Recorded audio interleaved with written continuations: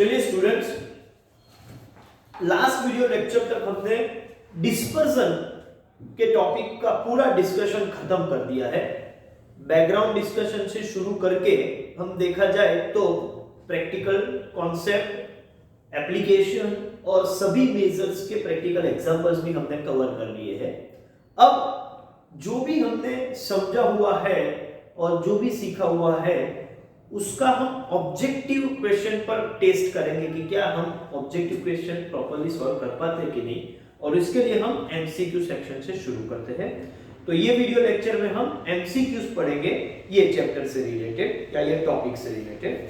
देखते हैं first MCQ, dispersion measures. Option A, scatterness of set of observation. Yes, ये तो करेक्ट बात है। ऑब्जर्वेशन जो है उसकी स्कैटर मतलब स्प्रेड कितना है, फैला कितना हुआ है सभी ऑब्जर्वेशन, वो हम देखते हैं। तो बिल्कुल ये तो सही बात है। The concentration of set of observations, नहीं ये नहीं हो सकता, ये सेंट्रल टेंडेंसी में होता है। बोथ ए एंड बी, नहीं, नाइदर ए नॉर बी, मतलब ये भी नहीं है। तो करेक्ट आंसर है ऑप्शन ए। तो फर्स्ट क्वेश्चन का correct answer A. Second question देखते हैं, Which of the following statement is correct? तो अभी चारों स्टेटमेंट देखेंगे और कौन सा करेक्ट है वो चेक करेंगे। Option A, two distributions may have identical measures of central tendency and dispersion। दो अलग-अलग डिस्ट्रीब्यूशन है, दोनों के सेंट्रल टेंडेंसी की वैल्यू भी सेम हो और डिस्पर्जन की वैल्यू भी सेम हो, ऐसा हो सकता है? हाँ, हो सकता है, कभी तो हो सकता है, कि जरूरी नहीं कि हमेशा अलग ही हो। कभी ये पॉसिबल है, हाँ हो सकता है। में लिखा है, कभी हो सकता है, शायद हो सकता है, यस हो सकता है। Two distribution may have identical measures of central tendency, central tendency की value same, identical, but different measures of dispersion. This is also possible, this may be possible. ऐसा नहीं कि ऐसा कभी नहीं हो सकता, समटाइम्स, और कभी-कभी शायद हो भी जाए। सी, two distribution may have different measures of central tendency। हाँ, central tendency का मेजर अलग-अलग है, but identical measure of dispersion ऐसा भी हो सकता है। तो कौन सा ऑप्शन करेक्ट है भाई? ए ऑप्शन भी करेक्ट है, बी ऑप्शन भी करेक्ट है, सी ऑप्शन भी करेक्ट है। और आपको करेक्ट को मार्क करना है, तो क्या सर हम तीनों को मार्क करें? नहीं, चौथा ऑप्शन है all the statements A, B and C. इसका मतलब आपको डी ऑप्शन को टिक मार्क करना है। तो सेकेंड क्वेश्चन का करेक्ट ऑप्शन होगा डी। थर्ड क्वेश्चन देखते हैं, very simple question. How many are the main measures of dispersion? There are 4 main measures of dispersion. और उसी से एक नया क्वेश्चन बना, how many are the main measures of relative dispersion? तो जितने डिस्पर्जन होंगे उतने ही रिलेटिव डिस्पर्जन होंगे, तो आप बोलो 4। ठीक है। आप शायद आपको ऐसा लगे कि sir coefficient of standard deviation और कोएफिशिएंट ऑफ वेरिएशन ये तो 2 है ना, तो 5 नहीं होंगे? नहीं नहीं, तो भी 4 ही होंगे, कोई फर्क नहीं पड़ेगा, वो दोनों को अलग नहीं समझेंगे। आगे देखते हैं, when it comes to comparing 2 और मोर डिस्ट्रीब्यूशंस वी कंसीडर। कंपैरिजन के लिए कंपलसरी है कि हमें रिलेटिव मेजर का यूज करना चाहिए। फिर भी ऑप्शन पढ़ लेते हैं। Option A, absolute measures of dispersion, नहीं। B, relative measures of dispersion, both A and B, और आइदर ए और बी। करेक्ट ऑप्शन है ऑप्शन बी। आगे बढ़ते हैं, which one is difficult to compute? Okay, तो ऑप्शन ए है relative measure, हाँ। बी है absolute measure, C both A and B, and D range. Range तो काफी सिंपल है, और इन सब में ये चारों में से सिलेक्ट करना, तो relative measure is comparatively difficult to compute है। तो ए बी सी डी में से करेक्ट ऑप्शन होगा option A. Next question, which of the following measures is unit free measure? आपको मैंने बताया कि रिलेटिव मेजर्स जितने भी है वो सब यूनिट फ्री है। यहां कौन सा ऑप्शन है देखते हैं। मीन डेविएशन, वो तो एब्सोल्यूट मेजर है। क्वार्टाइल डेविएशन, वो भी एब्सोल्यूट मेजर है। रेंज एब्सोल्यूट मेजर है। तो बचा कोएफिशिएंट ऑफ वेरिएशन, हाँ वो रिलेटिव मेजर है, और coefficient of variation relative major unit free होता है। तो करेक्ट आंसर है option D. Next question, Which one is an absolute measure of dispersion? इनमें से एब्सोल्यूट कौन से? ऑप्शन देखते हैं। रेंज, हाँ वो तो है। Mean deviation, yes. Standard deviation, yes. All these measure, yes. तो फाइनल आंसर ऑप्शन डी होगा, all the measures are absolute, जो भी यहां पर दिए हो उसमें से। Ninth question, which measure of dispersion is quickest to compute, quickest मतलब सबसे जल्दी, फास्ट। तो अभी हमको पढ़ा है कि हमने रेंज सबसे फास्ट होता है, ये ऑप्शन में है क्या देख लेते हैं। स्टैंडर्ड डेविएशन नहीं, क्वार्टाइल डेविएशन नहीं, मीन डेविएशन नहीं, डी है ऑप्शन डी रेंज, और range is the correct answer. Next question, from the following which is the formula for coefficient of range, और आप सभी ऑप्शन को देखेंगे तो आपको पता चल जाएगा ऑप्शन बी जो है वो कोएफिशिएंट ऑफ रेंज के लिए है, xh minus xn upon xh plus xn। तो please for 10th question correct answer is option B. Next 11, which measure of dispersion is least affected by extreme values of the observation। Okay, extreme value की impact कम से कम हो ऐसा, तो आपको पता है कि क्वार्टाइल डेविएशन चारों मेजर में है, फिर भी हम ऑप्शन देखेंगे, रेंज नहीं, स्टैंडर्ड डेविएशन नहीं, yes C quartile deviation which is based on centre 50%, तो एक्सट्रीम का तो कोई इंपैक्ट आएगा ही नहीं। तो इन चारों में, और लास्ट है मीन डेविएशन, तो इन चारों में करेक्ट आंसर कौन सा है, ऑप्शन सी है। आगे बढ़ते हैं, question number 12, in which measure of dispersion absolute difference of observation and its mean is considered। वो काम करते हैं हम मीन डेविएशन में, और वही ऑप्शन ए है, बाकी के ऑप्शन पढ़ने की भी जरूरत नहीं है। तो 12th का करेक्ट आंसर है option A. 13, which measure is based on only the central 50% of observation, और वो क्वार्टाइल डेविएशन में होता है, that we know। ऑप्शन में कहां पर क्वार्टाइल डेविएशन है, वो ऑप्शन बी है, तो just tick mark option B, so correct answer B.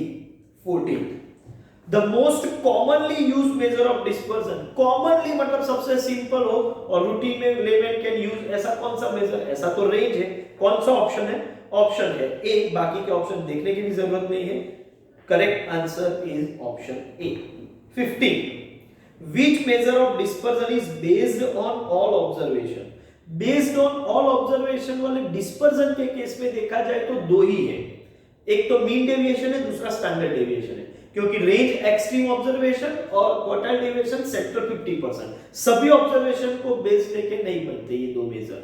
हाँ, लेकिन सभी ऑब्जर्वेशन को ध्यान में लेने के बाद जो कोई मेजर है, ऐसा डिस्पर्जन के दो मेजर है, एक तो मीन डेविएशन है और दूसरा स्टैंडर्ड डेविएशन है। अभी यहां पर कौन से ऑप्शन कहां पर है वो देखते हैं। तो ऑप्शन 15 के क्वेश्चन में ऑप्शन ए है मीन डेविएशन, तो वो तो सही आंसर है। बी है स्टैंडर्ड डेविएशन, वो भी सही है, तो क्या दोनों को टिक करें, नहीं। सी क्वार्टाइल डेविएशन है, वो करेक्ट आंसर नहीं है, तो डी करेक्ट आंसर है, क्योंकि उसमें लिखा है A and B but not C, तो ये बिल्कुल परफेक्ट आंसर बनेगा, तो टिक मार्क ऑप्शन डी, और 15 का करेक्ट ऑप्शन ऑप्शन डी है, ये मान के चलो। आगे बढ़ते हैं, The appropriate measure of dispersion for open end classification। Open and classification के लिए सबसे अप्रोप्रिएट कौन सा मेजर है जिसको एक्सट्रीम ऑब्जर्वेशन का इंपैक्ट ना हो, और एक्सट्रीम ऑब्जर्वेशन का इंपैक्ट ना हो ऐसा एक ही ऑब्जर्वेशन है, और वो है क्वार्टाइल डेविएशन। कौन सा ऑप्शन है, standard deviation, B mean deviation, C quartile deviation, all measure, तो करेक्ट आंसर है सी क्वार्टाइल डेविएशन। 16 का ऑप्शन सी करेक्ट है। आगे बढ़ते हैं, 17, which measure of dispersion has some desirable mathematical property। हाँ, तो मैथमेटिकल प्रॉपर्टी वाला तो एक ही मेजर है, और वो है स्टैंडर्ड डेविएशन। कौन सा ऑप्शन है, ऑप्शन ए में ही है, देख लो, ठीक है, तो बाकी के ऑप्शन देखने की जरूरत नहीं है। 17 का correct answer option A. 18, if the profits of company remains the same for the last 10 months, बिल्कुल सेम प्रॉफिट है, मतलब कांस्टेंट नंबर एक है ऑब्जर्वेशन में, 10 ऑब्जर्वेशन है लेकिन same number, then the standard deviation of profit for this 10 months should be, जब observation same रहते हैं तो डेविएशन होता ही नहीं, स्टैंडर्ड डेविएशन आएगा 0। कौन सा ऑप्शन है, A positive, B negative, C 0, D A और सी, सो करेक्ट आंसर होगा C. Next, a shift of origin has no impact on, origin का डिस्पर्जन के किसी भी मेजर पर इंपैक्ट नहीं होता है, वो हमें मालूम है, और स्केल का सभी मेजर पर इंपैक्ट होता है डिस्पर्जन में। यहां पर कौन से मेजर है वो देखते हैं। A shift of origin has no impact on range. Sorry भाई, रेंज पर भी इम्पैक्ट होता है. Mean deviation no impact. Yes, mean deviation पर भी नो इम्पैक्ट. ओरिजिन का रेंज पर भी इम्पैक्ट नहीं हुआ, मीन डेविएशन पर भी नहीं है, स्टैंडर्ड डेविएशन पर भी नहीं है. तो ये तो सभी आंसर करेक्ट है. नहीं, डी है ना, all these and quartile deviation, बिल्कुल सही. चारों मेजर ओरिजिन की इंपैक्ट से फ्री है. ठीक है, शिफ्ट ऑफ ओरिजिन का किसी पर इंपैक्ट नहीं होता. D is the correct answer. उसके बाद क्वेश्चन नंबर 20 थोड़ा कैलकुलेटिव है लेकिन ओरली हो सकता है. The weight in kilogram for 10 students are 53, 47, 60, 55, 71, 65, 61, 68, 73, sorry 63 and 70. What is the range of the data? चलिए पूरे डेटा में ध्यान से देखें तो हाईएस्ट वैल्यू जो है वो 71 है और लोएस्ट वैल्यू जो है वो 47 है. और रेंज पूछा है तो हाईएस्ट माइनस लोएस्ट, मतलब सिंपली आप कैलकुलेटर लेके चेक करना हो तो कर सकते हैं. 71 माइनस 47 आंसर आएगा 24. लेकिन केजी मेंटेन करना पड़ेगा क्योंकि यूनिट जो है वो केजी है और absolute major is not unit free. So correct answer is 24 KG. और ये सभी ऑप्शन में सी ऑप्शन पर वो लिखा हुआ है. तो 20 का करेक्ट ऑप्शन है सी. 21 उसी लाइन का एक दूसरा question. The range of 15, 12, 10, 9, 17, 20 is, इनमें सबसे बिगेस्ट वैल्यू या हाईएस्ट वैल्यू जो है वो 20 और स्मॉलेस्ट वैल्यू जो है 9 है. तो रेंज होगी XH माइनस XL, मतलब 20 माइनस 9 मिला के 11. ऑप्शन डी करेक्ट है. 22 the standard deviation of 10, 16, 10, 16, 10, 10, 16, 16. अब ये स्टैंडर्ड डेविएशन मुझे कैलकुलेट करना है. कैसे करेंगे देखते हैं. ऑब्जर्वेशंस कौन से हैं तो आप बोलोगे सर 10, 16, 10, 16, 10, 10, 16, 16. ये ऑब्जर्वेशन है. एक काम करें, देखा जाए तो 10 जो है वो 1, 2, 3, 4, तो 10 इज रिपीटेड 4 टाइम्स एंड 16 की बात करें तो 1, 2, 3, 4, तो दोनों ही 4 बार रिपीट हुए हैं. एक काम करते हैं, दो ही ऑब्जर्वेशन मान के चलते हैं क्योंकि 10, 16, 10, 16 मिला के है तो दो ही पैटर्न के ऑब्जर्वेशन. हाँ, लेकिन वो रिपीट कितनी बार होते हैं तो 10 जो है वो 4 बार रिपीट होता है और 16 जो है वो भी 4 बार रिपीट होता है. तो वो उसका फ्रीक्वेंसी हो जाएगा. वेरिएबल 10 4 बार रिपीट हुआ तो फ्रीक्वेंसी, वेरिएबल 16 4 बार रिपीट हो वो भी फ्रीक्वेंसी. अब क्या करना है, अब स्टैंडर्ड डेविएशन निकालना हो तो आपको fx स्क्वायर कैलकुलेशन का आपको पता ही है. तो ये होगा 40, ये होगा 64 और 40 into 10 ये हो जाएगा 400 and 64 into 60 कैलकुलेट कर लेते हैं. ये होगा 1024. चलिए ये 8 हो जाएगा, ये 104 होगा और ये 1424 होगा. स्टैंडर्ड डेविएशन का formula sigma fx square upon n minus sigma fx upon n the whole square. Value substitute करते हैं तो ये हो जाएगा 1424 divided by 8 minus 104 divide by 8 the whole square. तो 1424 डिवाइड बाय 8 करेंगे तो यहां पर फिगर होगा 178 और 104 डिवाइड बाय 8 और इनटू इक्वल टू करेंगे तो ये हो जाएगा 169. तो 169 मतलब 178 माइनस 169 का डिफरेंस जो है वो 9 होगा, लेकिन रूट 9 मतलब आंसर 3 है. और ये कौन सा ऑप्शन है तो ध्यान से देखा जाए तो यहां पर 22 में ऑप्शन सी करेक्ट हो जाएगा. आंसर आपका होगा ऑप्शन सी. ठीक है, बराबर है. तो ये सर इतना लंबा क्वेश्चन एमसीक्यू में आ सकता है. लॉजिकली देखा जाए तो एमसीक्यू का क्वेश्चन नहीं है, लेकिन एक ट्रिक हमें पता हो तो इतना लंबा कैलकुलेशन करने की जरूरत नहीं है, लेकिन उसका एक रूल मालूम होना चाहिए। तो एज अ नोट आप लिख के रखिएगा कि स्टैंडर्ड डेविएशन फॉर 2 ऑब्जर्वेशन, देखो ये रूल सिर्फ और सिर्फ 2 ऑब्जर्वेशन के लिए, standard deviation for 2 observation always half of range होता है। जब आपके पास 2 ही ऑब्जर्वेशन है तो उसका मतलब है हाफ ऑफ रेंज। अब मैं आपको बताऊं कि ये क्वेश्चन में टोटल ऑब्जर्वेशन 8 है, 2 नहीं है, लेकिन वैसे 2 ही ऑब्जर्वेशन है जो रिपीट 4-4 बार होते हैं। हाँ, ये रिपीटेशन वैल्यू मतलब फ्रीक्वेंसी की वैल्यू सेम हो जाती है, इसका मतलब 10 का वेट भी 4 है और 16 का वेट भी 4 है, तो सेम वेट है, डिफरेंट वेट तो है नहीं, और सेम टाइम्स रिपीट हो रहे हैं, तो अब फ्रीक्वेंसी का कोई महत्व नहीं है अल्टीमेटली। हाँ, फ्रीक्वेंसी अलग अलग होती तो फिर उसको ध्यान में लेके हमें काम करना पड़ता। यहां तो मैं 4 से मल्टीप्लाई करूं या ना करूं, मैं सीधा x² भी कर दूं तो भी कोई फर्क नहीं पड़ता, x और x²।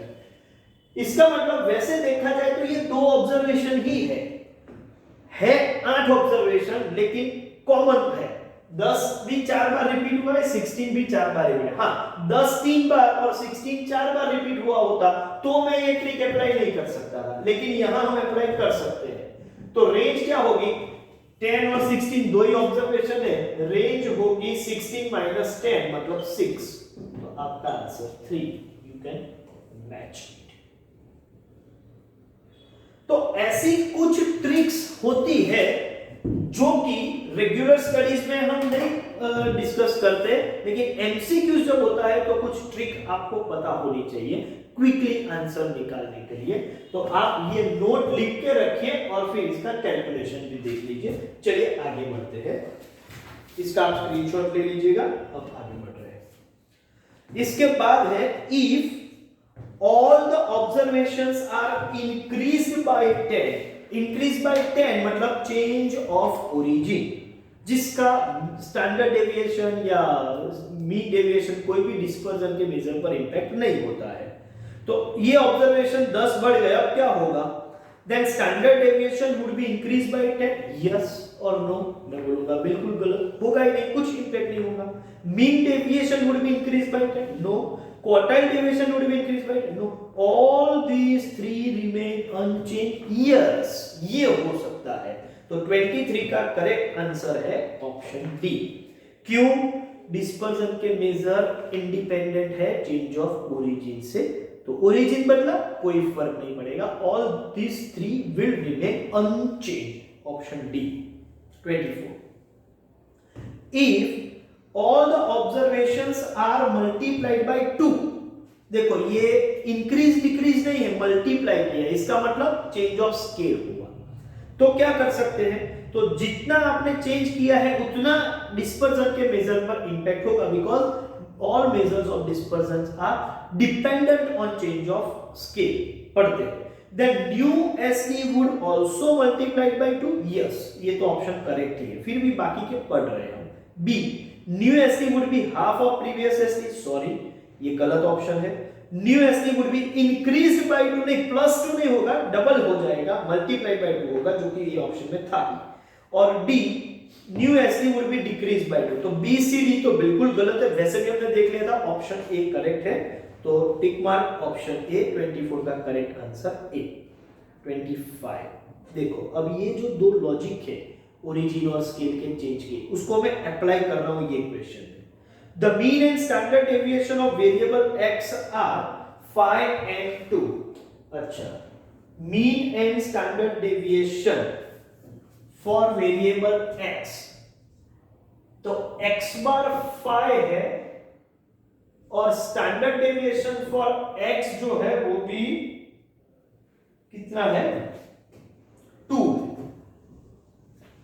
फिर यहां पर बोला गया है कि now if new observation y की बात करें, y is 3x plus 4, then what are the mean and standard deviation of y?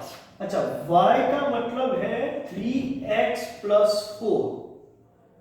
तो ये जो है वो तो ओरिजिन और स्केल दोनों पर डिपेंडेंट है, x बार। तो इसका मतलब y बार क्या होगा, 3x बार प्लस 4।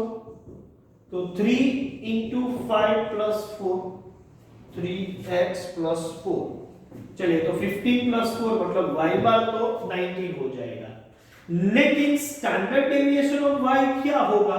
देखो, स्टैंडर्ड डेविएशन जो है वो ओरिजिन पर इंडिपेंडेंट, मतलब ये प्लस 4 को तो हम देखेंगे नहीं, हाँ, लेकिन स्केल से डिपेंडेंट है।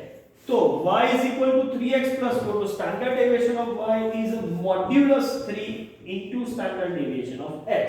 ऑफ कोर्स ये -3 होता तो भी ये बाद में प्लस हो जाता, इसलिए से मैंने मॉड्यूलस में रखा हुआ है। तो ये तो 3 होगा और ये sx कितना है 2, तो आंसर है 6। तो नए वेरिएबल y का मीन 19 और स्टैंडर्ड डेविएशन 6, और वो कहां पर है, ऑप्शन ए में है 19 and 6। So correct answer A, बाकी के ऑप्शंस देखने की भी जरूरत नहीं है। चलिए नेक्स्ट क्वेश्चन देखते हैं 26। The mean and standard deviation of set of observations are 45 and 5। Observation के मीन 45 है, स्टैंडर्ड डेविएशन 5 है। If a constant phi is added to each observation, phi add किया इसका मतलब change of origin. What is the coefficient of variation of new set of observation? थोड़ा discussion कर लेते हैं, फिर इसको मैं सॉल्व करता हूं। देखो, पहले से आपको मालूम है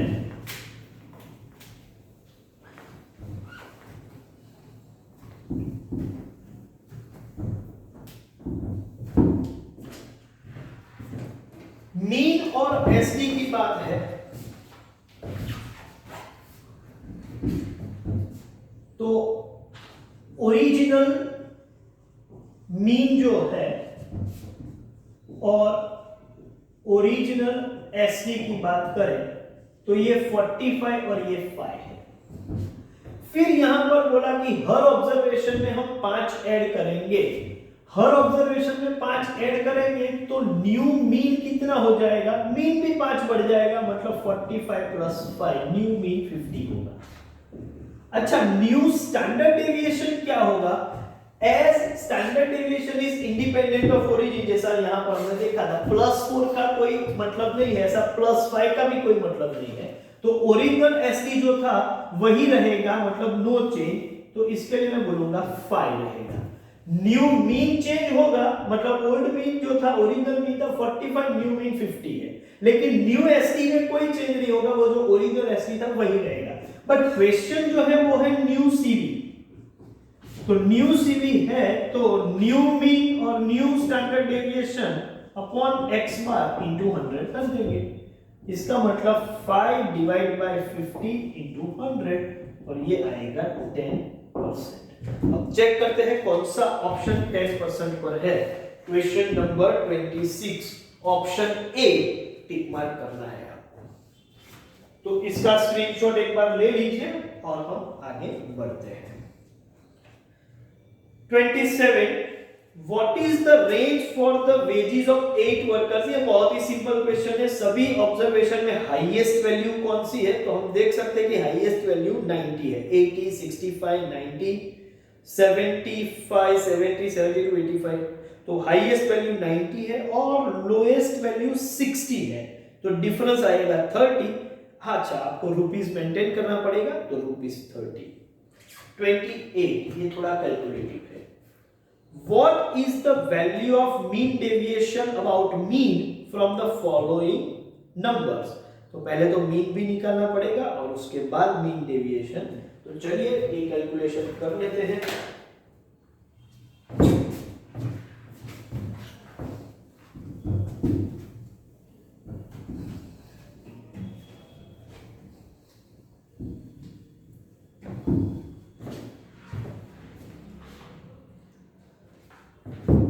मीन डेविएशन, मीन का और ऑब्जर्वेशंस कौन से है? तो x की वैल्यू है 58634। मैं अरेंज करके रखूं तो 3, 4, 5, 6 एंड 8। टोटल 5 ऑब्जर्वेशन है। एक काम करते हैं, पहले तो इनका मीन निकाल देते हैं और फिर मीन डेविएशन निकालेंगे। मीन की बात करें तो ये टोटल कितना हो रहा है वो चेक कर लेते हैं। 3 + 4 7 + 5 12 + 6 18 + 8 मतलब 26। तो x बार हो गया 26 / 5, 26 / 5 तो ये आएगा 5.2। मीन डेविएशन के लिए x माइनस x बार रखना पड़ेगा। 3 - 5.2 मतलब 2.2, 1.2, 0.2, 0.8 एंड 2.8। चलिए इसका भी टोटल कर लेते हैं। 2.2 + 1.2 + 0.2 + 0.8 + 2.8 और ये फिगर है 7.2। अच्छा, मीन डेविएशन का मतलब है sigma modulus x minus x bar upon n। तो ये 7.2 डिवाइड बाय 5 और डिवाइड बाय 5 करेंगे तो फिगर आएगा 1.44। और ये कौन सा ऑप्शन है वो चेक करें तो ये है ऑप्शन सी। तो करेक्ट आंसर होगा ऑप्शन सी। तो बहुत ही सिंपल सा टास्क था।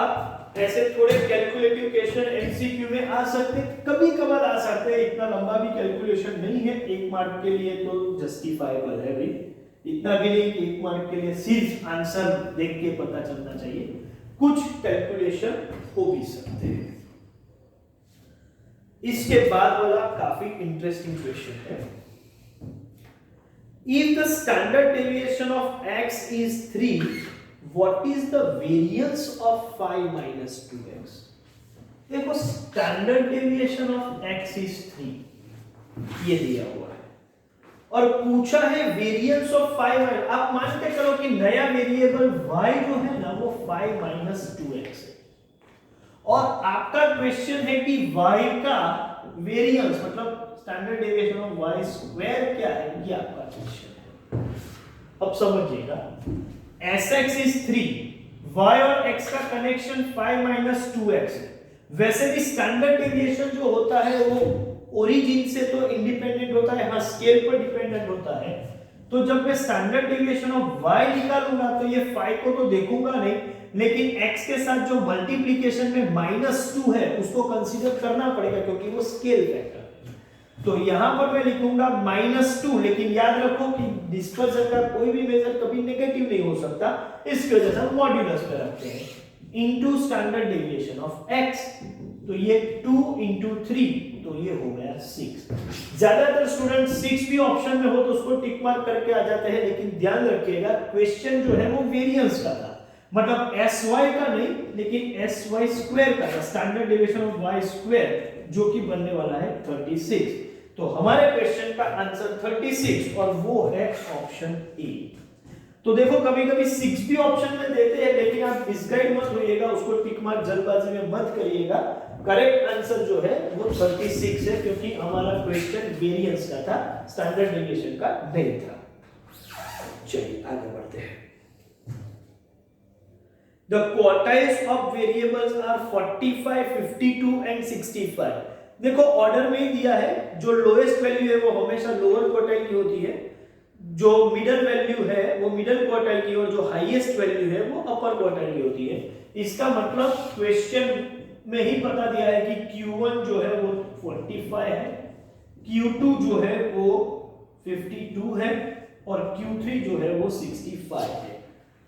इसके बाद बोल रहे हैं कि if it's quartile deviation is, quartile deviation का मतलब होता है Q3 - Q1 / 2 जो कि 65 - 45 / 2 20/2। तो ये आंसर होगा 10 और ऑप्शन ए है। तो चलिए भाई, काफी कुछ एमसीक्यूज डिस्कस हो चुके हैं, बाकी के एमसीक्यू हम नेक्स्ट वीडियो लेक्चर में देखेंगे। तो यहां पर ये सेशन में कंक्लूड कर रहा हूं। Thank you very much.